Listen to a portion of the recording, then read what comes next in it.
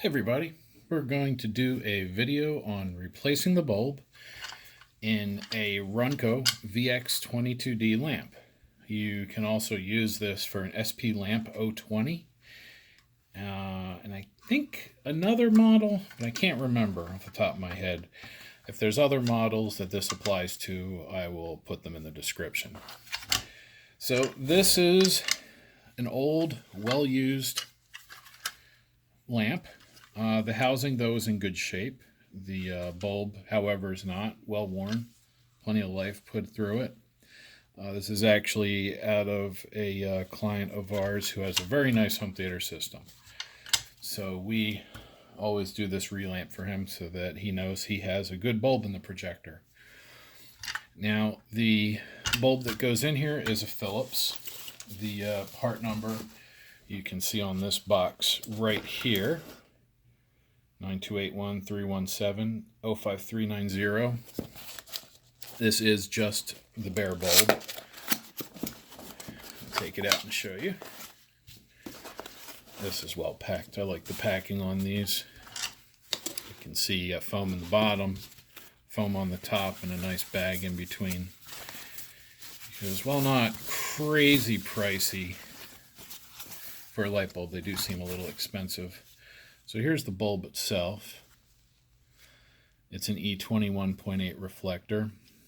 In fact, here's a little bit of so you know info. If you buy a replacement lamp and it's a Philips, on the bulb you should see AM on the beginning of that number there. That indicates that this is an aftermarket bulb. When I say aftermarket, that doesn't mean fake or knockoff. That means that Philips sells this to be installed in a replacement lamp rather than a new lamp that comes with a projector. If you were to buy I'm trying to think of an Optima that uses a Philips. If you were to buy a brand new Optima projector and it had a lamp inside from the factory, you would not see that AM on there. Now, if you ordered a new lamp from Optima, for instance, it would have the AM on there because it's a lamp sold in the aftermarket rather than inside the projector new.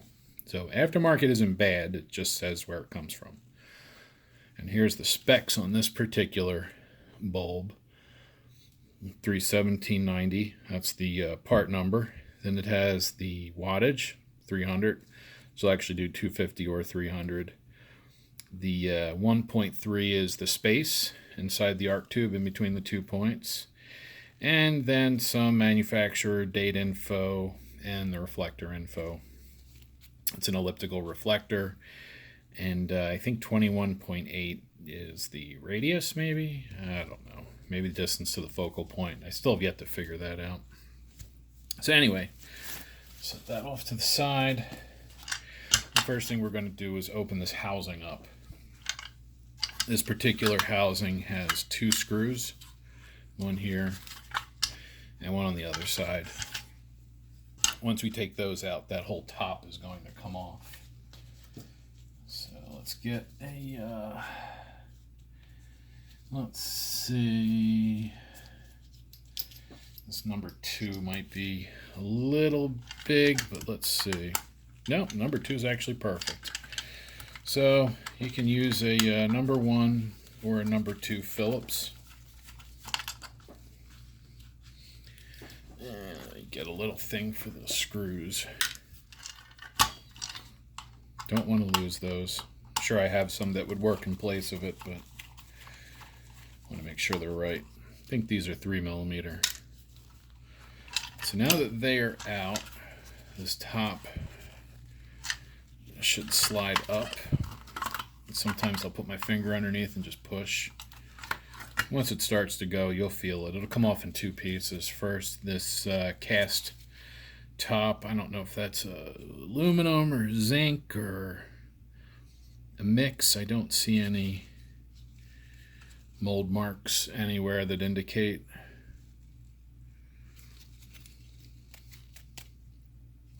Wait, what's that? Nope.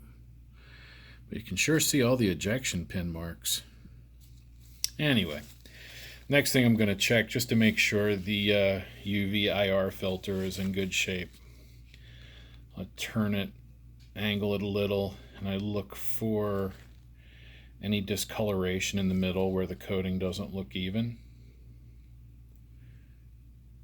And you can see when I do that, that coating looks just fine. That's important. If you see a halo in the middle or a spot that starts to move out, that means the lamp was running too hot and that your UV IR coating is no good. So we'll set that over here. Then there's a couple ways we can go. We can take the connector out, which I think I will do, just to I'm going to show you the worst case scenario. And again, just to Phillips, I'm using a number 2. And then this part will lift up. Now I will say that this will only fit back in one way. If this is rotated 180 degrees, it won't fit down right. So just keep that in mind. Connector lifts up after that. Now the inside of this housing looks kind of crusty. It did have a bulb explode in it at one time. But one of the reasons it's shiny like that is because this is glass fiber reinforced. It's PPS 40 or PPSGF 40. So it's some heavy plastic, but that's all right. It's not going to affect the operation of the lamp. I do check the screen too, just to make sure it's not torn or clogged or full of dust, and it's not. I will give this a blast with the air compressor before I put it back together. But for now, I'm going to put it over there because this is where I want to work. Now, sometimes the bulb sticks out past the front. I was trying to see if it would bend and I could show you. So be conscious of that. Yeah, it sticks out a little. There we go. It sticks out a little bit. Just, well, maybe not. So what I'm going to do is take the foam out of the bottom of the bulb box, and we'll use that as our work surface. That way we don't have to worry about bending anything. Not worried about this bulb. Worried about the new one. Oh, in fact, I'll show you. There's the old bulb markings on it. It's a 31790 300. Going by the serial number, this is from 2015. So they got about 3 years out of it. If I remember correctly when I did this. I did this one last time. Now I'm also going to check the wires. Give the wires just a general feeling. Make sure they're not cracking. This silicone coating will eventually dry out and crack. So just do that and make sure you don't see any splits or anything. If so, then you want to replace that connector too. So what I am going to do, oh, I need a different tip. That will not work. These screws are small, 3mm, and they need a number 1.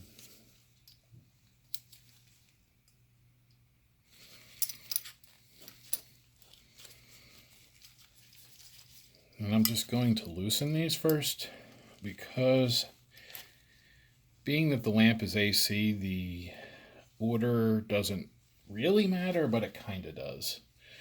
So I don't want to switch the left and right for in and out on the power. So I will get them loose because I'm going to take them off once the bulb is out. Now what I'm going to do is take the plate that sandwiches the bulb into the housing and take that plate out by removing these 4 screws. I would put these right in a little screw tray, but I'm going to put them right back in. Oh, of course I'm blocking the camera. So there's the 4th screw. And I'll keep that ready because it's going to go right back in. So lift the bulb up. I'll slide that plate off. Bulb and the wire. I'm just going to set it there. We'll get the new one, and we're going to orient it the same way with the pins facing back this way. And getting these to drop down can be a little tricky because glass does not flex. So you have to just, wow, yeah, it's gonna get it the just right direction.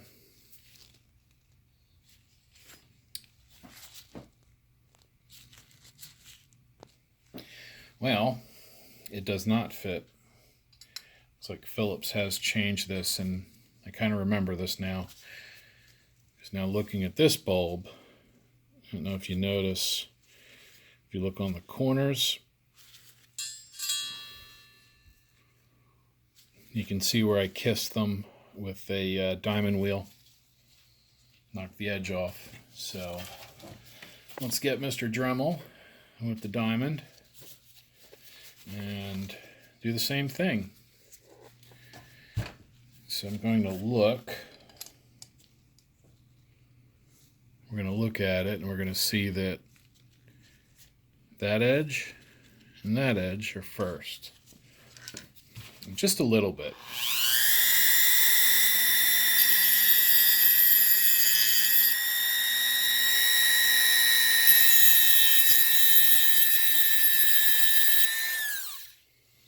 Shouldn't take much, just a little bit. I might have to do it 2 or 3 times, but almost. Just a little bit more on that one.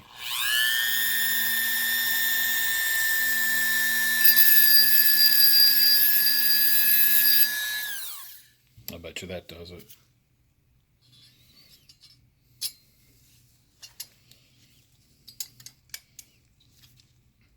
And sometimes this is a good enough reason to get a professional to do it for you.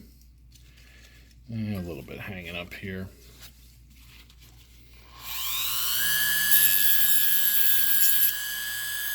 I believe it's because the bulbs, the mold for the bulbs is probably getting old. So the glass is getting just a tiny bit thicker. Or wider maybe when it's put into the mold. Oh, it's almost perfect. It's so close.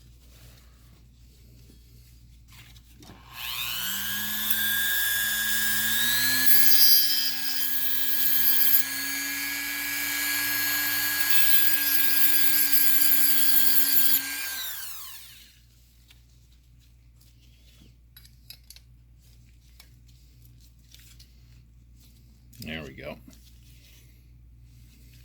It's right in. Now we can put this back on, which will put it on the right direction. And pay attention, you have alignment holes, these big holes. Line up with those holes. So it goes like that. Then we can put these back in. I'm not going to tighten that one yet. I'm going to put the one in across from it first.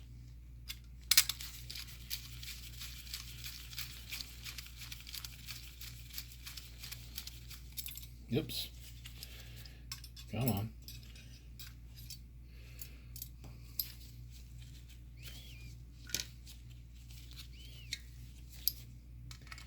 Because you really want these to go down evenly. There's little corners right here that will push back. So I like to go corner to corner first, just to treat it like almost like a tire or anything else where you have to have even tightness on multiple fasteners.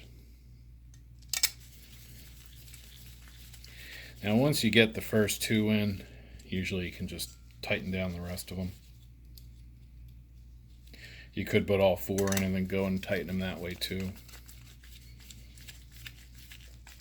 Alright, so that's in all the way. Put the number 2 back, we'll get the number 1 tip again. Now we're going to move the wires. And the way I like to do it, which of course in my mind is the best way, is I do 1 wire at a time. I even leave the screw in, just hold it all together and move it. Now these will need to be tight, but you have to be careful. I'll show you what to do. Do the same thing, get that one loose and bring it over.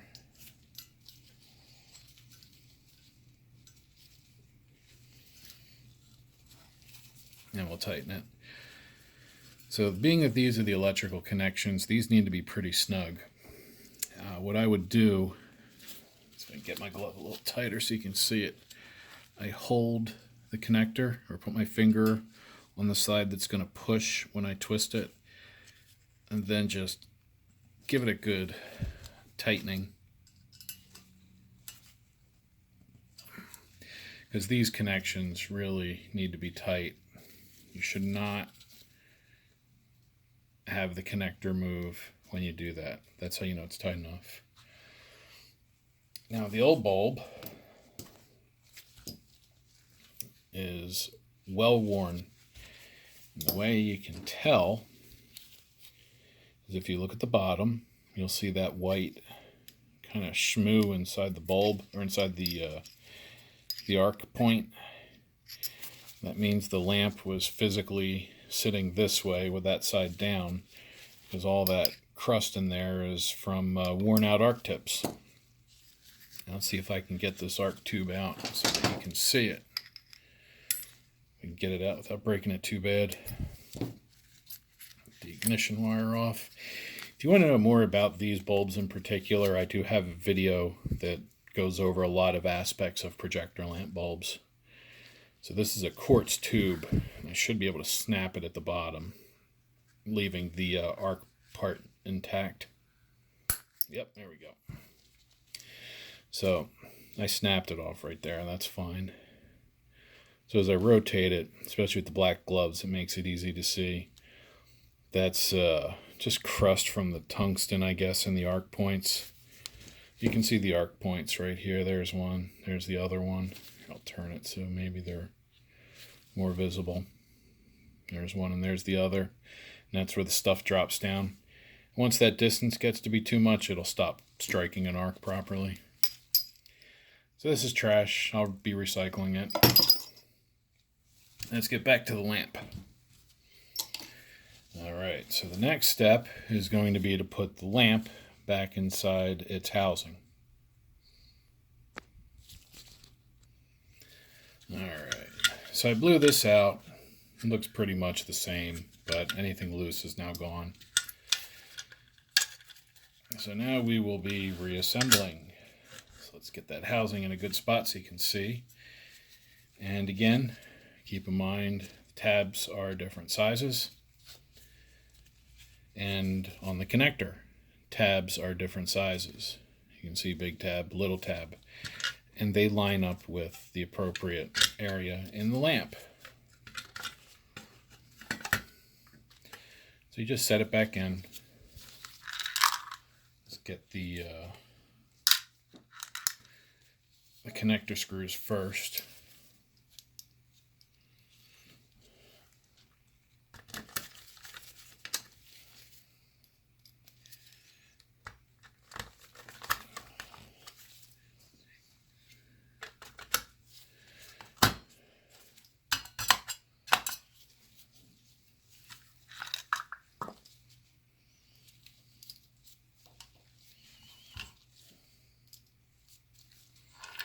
And then the other two screws.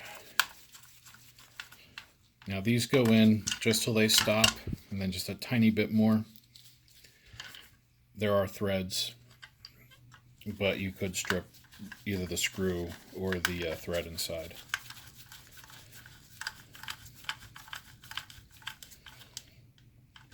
Now the only other thing that I'm going to do that you would not be able to do is I am going to reset the lamp hours that are stored on this EEPROM.